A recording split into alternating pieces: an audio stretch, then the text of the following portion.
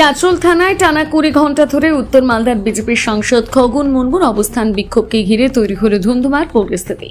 শনিবার সকাল থেকে প্রায় 11টা নাগাদ ধুন্ধুমার পরিস্থিতি হওয়ায় ব্যাপক উত্তেজনা ছড়ালো চাঁচল থানা চত্বরে। জানা গিয়েছে, এক গন্ডগোলের ঘটনায় চাঁচলের বিজেপি নেতা প্রসেনজিৎ শর্মা সহ বেশ কয়েকজনকে চাঁচল থানার পুলিশ গ্রেপ্তার করে।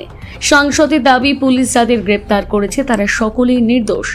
গন্ডগোলের ঘটনায় মূল অভিযুক্ত এক প্রাক্তন যুব তৃণমূল নেতা, অথচ পুলিশ তাকে এখনো গ্রেপ্তার করেনি। তাই গ্রেপ্তার করা নির্দোষ বিজেপি কর্মীদের মুক্তি দেওয়া সহ প্রাক্তন যুব তৃণমূল নেতাকে গ্রেপ্তারের দাবিতে শুক্রবার বিকেল থেকে দলীয় কর্মীদের নিয়ে চাঁচল থানায় অবস্থান বিক্ষোভে বসেন উত্তর মালদার বিজেপির সাংসদ খগেন মুর্মু।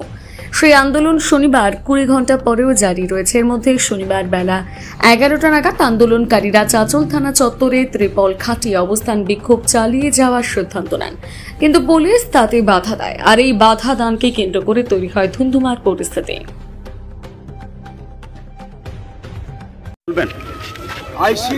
আইসি হচ্ছে এখানে উনি তৃণমূল কংগ্রেসের দলদাসের কাজ করছে।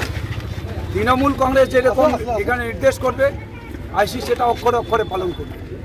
গতকাল থেকে এখানে 22 ঘন্টা হতে চলবে আমরা এখানে অবস্থান বিক্ষোভে বসে আছি। উনি একবারও সৌজন্যতা দেখালেন না যে একবার এসে উনি কথা বলবেন।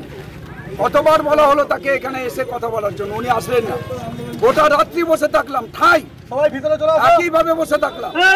আজকে আমরা এই যে এত প্রখর রোদ, এই রোদের মধ্যে একটা ট্রেন কাটানো হলো, ওটাকেও খুলে দিলেন, লাইট বন্ধ করে দিয়েছিলেন রাত্রে। তার মানে এটা কি বোঝাতে চাইছে? উনি কি তৃণমূল কংগ্রেসের এখানে নেতাগিরি করছেন? তৃণমূল কংগ্রেসের নেতা না ক্যাডার?